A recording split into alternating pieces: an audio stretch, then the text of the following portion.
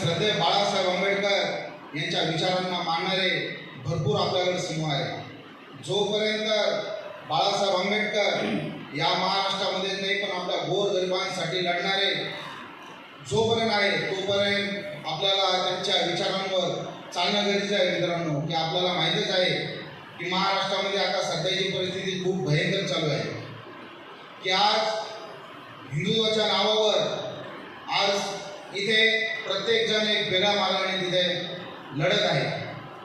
तर आज आपल्या गोरगरिबांचे जे प्रश्न असतील, जे कामाचे प्रश्न असतील, शेतकऱ्यांच्या मालाला हमीभाव भेटला पाहिजे याचे प्रश्न असतील, किंवा अनेक असे भरपूर ज्यांच्या हाताला रोजगार उपलब्ध नाही आहे, की ज्यांनी फक्त सांगितलं होतं की वर्षाला 2 लाख आम्ही रोजगार उपलब्ध करून देऊ, पण सध्या फक्त जे ते त्याच्या पद्धतीचं राजकारण पाहत आहे.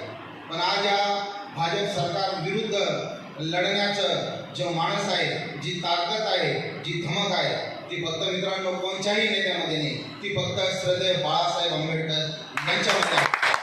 आपल्याला गोरगरिबांना न्याय मिळवून देण्याचं काम श्रद्धेय बाळासाहेब आंबेडकर हेच फक्त करत आहे.